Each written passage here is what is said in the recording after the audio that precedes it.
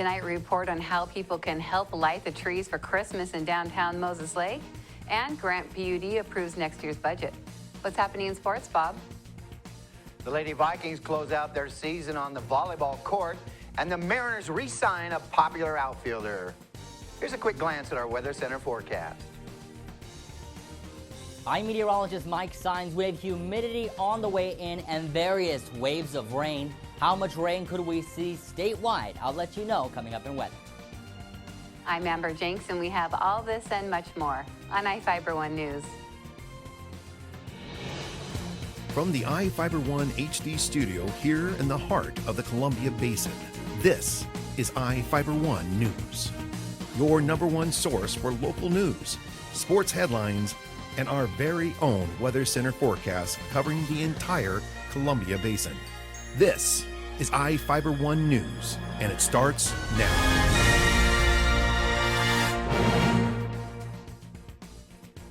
The annual Moses Lake Holiday Street Tree Lighting is Friday evening. Families are invited to help light the trees at Sincayu Square from 4 p.m. to 6 p.m. According to the Moses Lake Business Association, people can help decorate a wishing tree, donate to the Toys for Tots campaign, and bring a letter to Looking Glass Studio to deliver to Santa. Cookies and hot cocoa are offered at the Red Door Cafe. Holiday music and entertainment is provided from Voices of a New Day, Rockin' Cloggers, Basin Community Theater, and Dale Roth Productions. The Business Association is holding a scavenger hunt, and people have a chance to win prizes. The downtown tree lights are turned on at 6 p.m.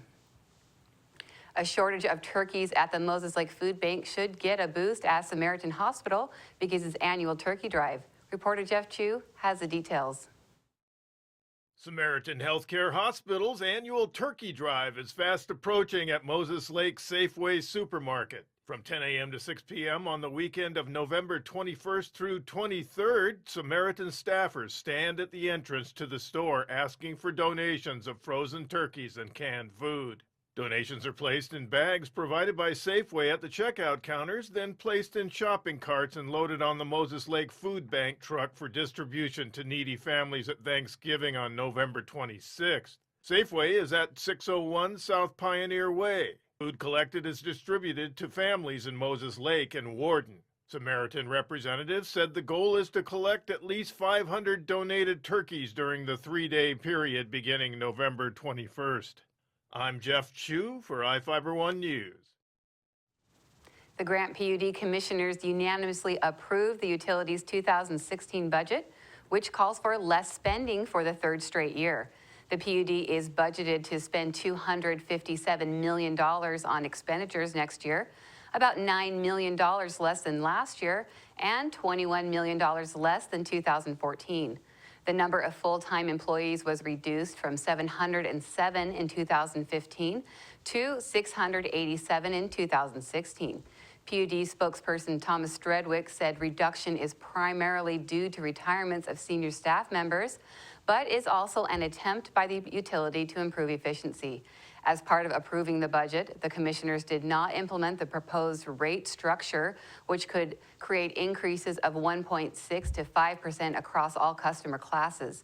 There was no discussion by the commissioners prior to approving the budget.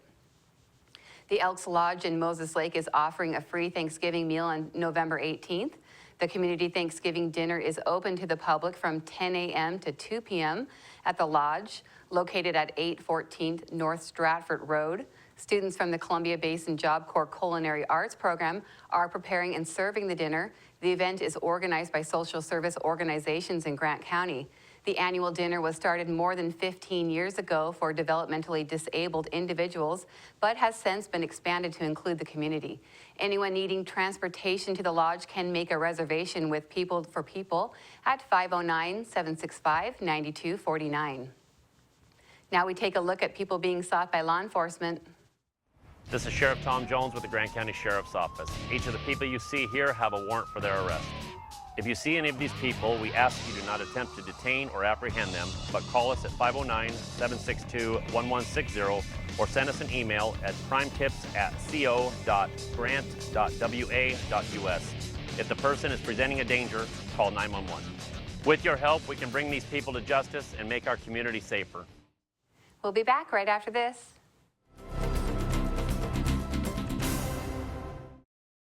My name is Kat Sanderson, Managing Broker for Pillar Rock Realty Group. We love the Columbia Basin because it's our home, and we want to give back to our community by kicking off our Pay It Forward campaign. If you buy or list with us, we will donate 1% of our total proceeds to a local charity of your choice and in your name. Call us today at 754-4444 or visit pillarrockrealty.com because we are your local real estate experts.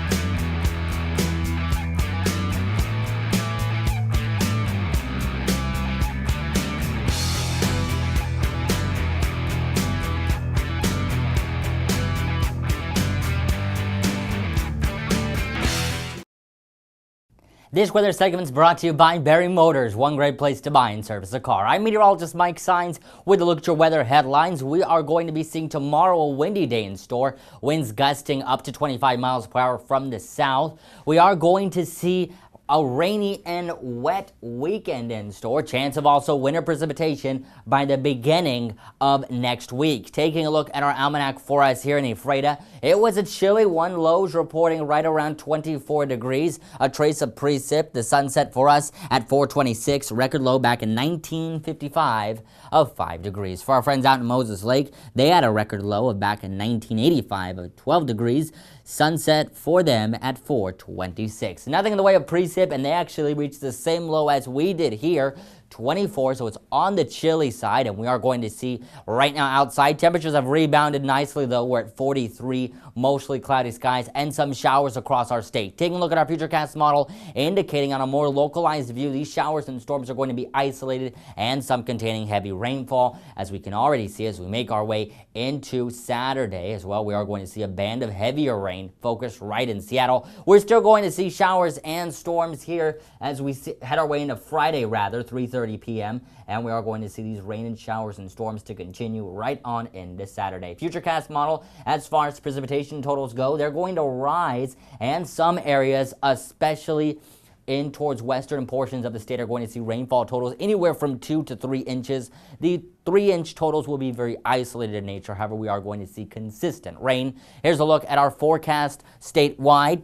Long Beach 59, Yakima 62, Tri-City 58. Zooming it in here to the Columbia Basin, we're going to see rain chances are going to remain in effect. For us here in Ephrata, 58 degrees, Moses Lake 59, calling for mostly cloudy skies, and we are going to see showers and storms that are going to definitely be developing. They'll be developing from the west and then making their way and moving their way inland to the east. Taking a look at your extended outlook, calling for rain chances to definitely continue. A windy day tomorrow, 40% chance of rain, as well as Saturday, 50% chance of showers and storms possible. And as we make our way into Monday is when we start to see the possibility for winter precip. Look at the low Sunday going into Monday, registering 28.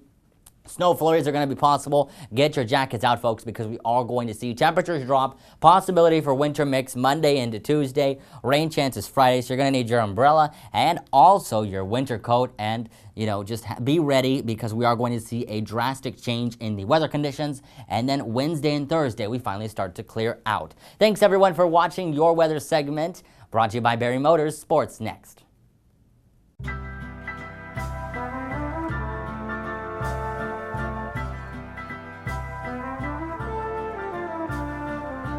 Paying your Grant PUD bill with ePay is like getting free cuts in line. You pay when you want, how you want. Get free cuts in line with Grant PUD ePay. Visit grantpud.org. Oh, dude, I'm just in the theater. It's totally cool. Ah. The new flamethrower cheeseburger now with a $5 lunch. I'm going flamethrower today. Remember what happened last time? I'm going flamethrower today. Gary, do you remember what happened last time? I'm going flamethrower today. Remember what happened last time? Comes with a Sunday now. I can handle it. You know your body, Gary. Go flamethrower. Now the DQ $5 lunch comes with the new jalapeno bacon flamethrower cheeseburger, plus fries, drink, and a sundae. This is fan food, not fast food. Two teams on the opposite ends of the standings went at it in NWAC East Region Volleyball at Big Bend last night. The outcome may surprise as the game was much closer than most would expect. Here's Sean Wells with the story. It was the final conference game for Big Bend hosting first place Blue Mountain. The Vikes were looking to knock off the undefeated in conference Timberwolves. It was a back and forth first set that had the Wolves winning a close one 25-23. Blue Mountain had a couple nice runs in the second set behind aggressive attacking play, winning 25-19. The third set was another close one, but the Timberwolves pulled it out behind an identical first set score 25-23, winning the match in 3 straight sets. Maya Perez was the big hitter for Blue Mountain, recording 6 kills and 40 assists. Claire Hobart had 4 kills and 31 assists for Blue Mountain, while Kylie Chavez played great defensively, recording 27 digs. Brooke Sorensen had 8 kills and 39 assists for Big Bend, while Mackenzie Lott recorded 6 kills and 16 assists. The Vikings closed out their season, finishing 6th in the East region with a 4-10 conference record. Blue Mountain finishes 1st in the East region at 14-0 in conference play. The Mariners re-signed outfielder Franklin Gutierrez to a 1-year deal Wednesday. Terms of the contract were not disclosed. Gutierrez, who turns 33 in February, hit .292 with 15 home runs and 11 doubles in 59 games this year.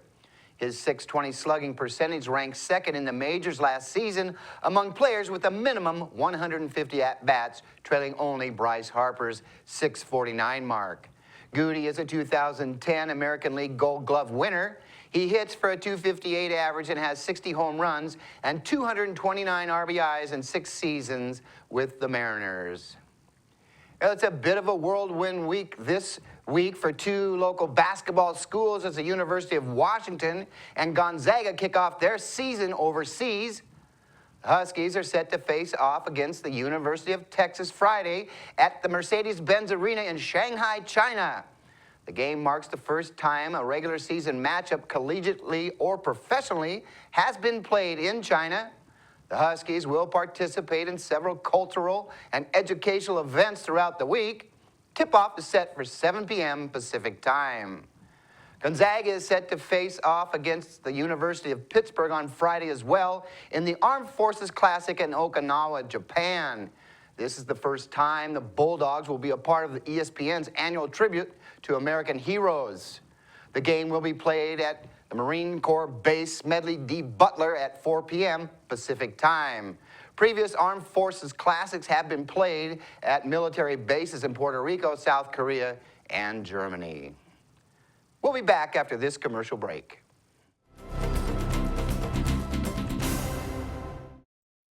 You don't have to drive to Seattle for exceptional cancer care. Confluence Health's cancer program delivers world-class care close to home. We have a highly experienced oncology team in a state-of-the-art facility, and we're a member of the Seattle Cancer Care Alliance, which gives our patients access to world-renowned therapies developed at Fred Hutchinson, the University of Washington Medicine, and Seattle Children's. Together with the SCCA, we're delivering world-class cancer care close to home.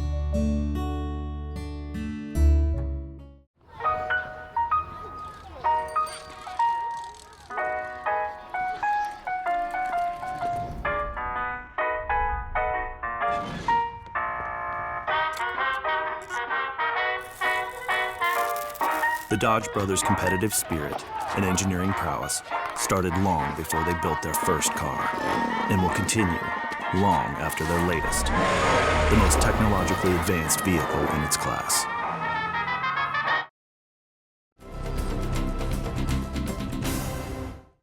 Our spotlight story tonight is about how employees at Lakeside Disposal and Recycling are giving back to children in need for Christmas. Reporter Jeff Chu has the story.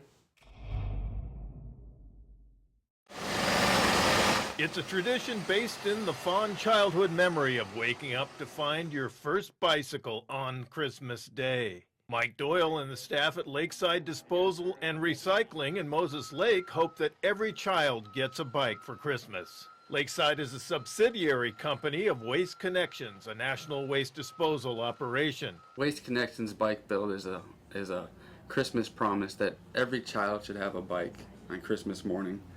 Nothing better than the feeling of waking up, going downstairs, a brand new bike, going riding with all your friends. So what we want to do, to help out the community is build as many bikes as we can. As many children the less fortunate children can have that feeling and, that happiness for that morning. After they raise the money and buy the bikes, the Lakeside staff and their families become Santa's elves one night in December. They assemble the bikes in their maintenance shop near Lakeside's offices and recycling site at 2000 West Broadway Avenue. The bikes are delivered to families of needy children for Christmas Day. It's a Christmas promise. We've been Waste Connections now. This will be 15th year that they've done this here at Lakeside. Moses Lake, this is our 2nd year. And it started back in 2001. Waste Connections, they built 16 bicycles, and it's grown into last year we've done about 3,800 bikes and helmets. Lakeside is looking for donations to help fulfill childhood dreams. We understand there's less fortunate children out there. So what we want to do is build as many bikes as we can, kind of fill that void and see that all those children smiling on Christmas. The effort is like a Christmas party for the Lakeside staff. It's not only a great way to give back to the community, but when we build the bikes out there, it's a great team building event, and to see all the employees and their families out there, it's awesome. Staffers at Lakeside agree the program is in the spirit of holiday goodwill. Well, it's always a good cause because they're always, kids always need bikes. I think it's a great program to at least give a few kids in our community something back. And I like to see the joy on their face, so that means quite a bit to me, actually. Doyle said Lakeside works in conjunction with the Boys and Girls Club of the Columbia Basin, Moses Lake Police Department, and Serve Moses Lake to find homes with kids needing bikes. Doyle can be contacted at Lakeside at 509-765-4263. If you or a family that has a child in need for a bicycle, definitely give me a call. And don't wait, don't hesitate. Give me a call. One extra smile for Christmas. That's what we're here for. I'm Jeff Chu for iFIBER 1 News. We'll be right back after this.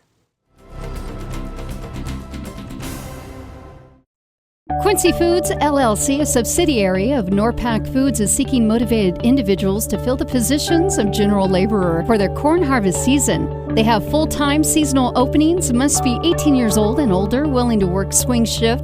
Great people to work for in a challenging food processing environment. Apply at 222 Columbia Way in Quincy between 8 and 5 p.m. Monday through Friday, or online through WorkSource. Quincy Foods is an equal opportunity employer. Well, one thing I knew from being a patient myself was that a dental office is a scary place to come to. And so we wanted everything possible to make sure that our office is a comfortable place for our patients to visit.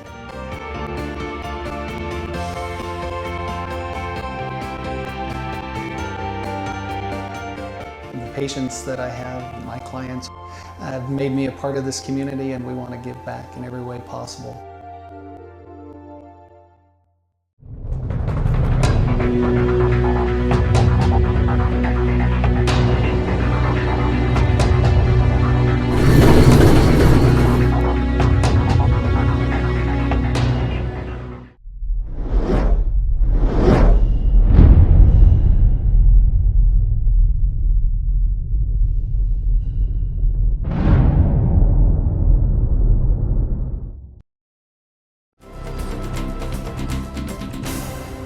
Welcome back. A transient is serving more than a year in prison for raping a woman in a Soap Lake garage during a burglary. Robert Wiltfong, a 30-year-old man, pleaded guilty in Grant County Superior Court to rape in the 3rd degree. Prosecutors initially charged Wiltfong with rape in the 1st degree and burglary, but the charges were changed as part of a plea agreement. Wiltfong was sentenced to 1 year and 3 months in prison, the minimum end of the range. The 27-year-old female victim was living in a garage when Wiltfong and a second man entered on August 16th. The victim woke to find Wiltfong searching through her possessions. She tried to escape, and Wiltfong grabbed her hair, pulled her back into the garage, and raped her. Wiltfong was charged for murder of the death of Jeff Smith, a 49-year-old Cooley City man, in 2008. Wiltfong was 23 when he pleaded guilty to manslaughter and was sentenced to 5 years in prison. People can ride their horses at the Grant County Fairgrounds for free beginning next Wednesday. Open riding season at the fairgrounds is being held between 8:30 a.m. and 4:30 p.m. from Wednesday through Sunday from November 18th to February 17th. According to fairgrounds staff, the county is not charging riders this year. Riders are required to sign a waiver before participating.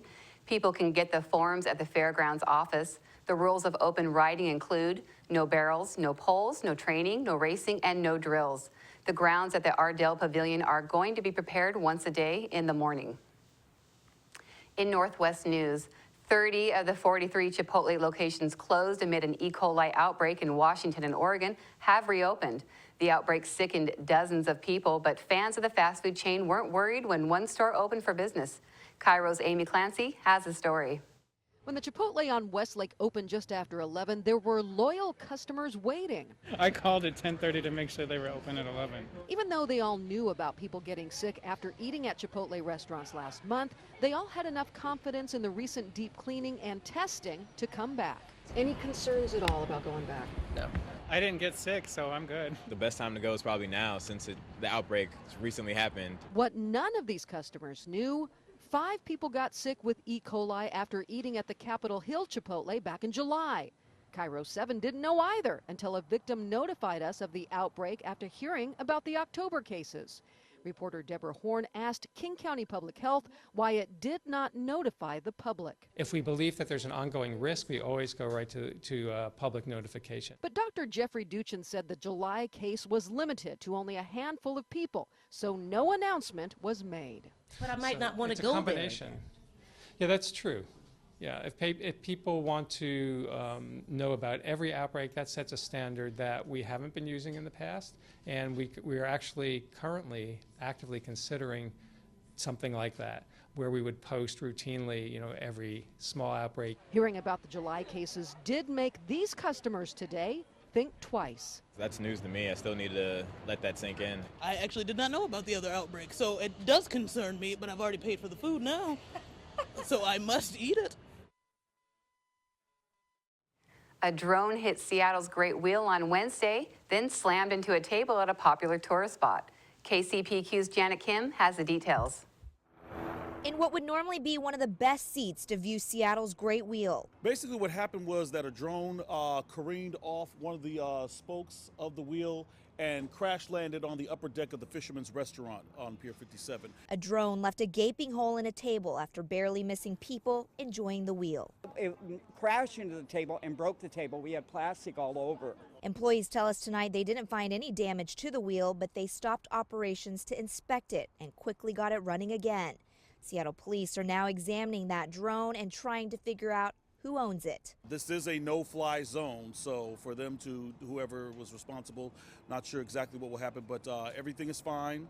Operations are continuing as normal. This isn't the first time someone launched a drone in Seattle. While no one may have been hurt in this incident, in June, a drone knocked a woman unconscious during the Pride Parade. The drone's operator in that case is facing charges of reckless endangerment. It's crazy. I wouldn't think somebody would be flying a drone around this area.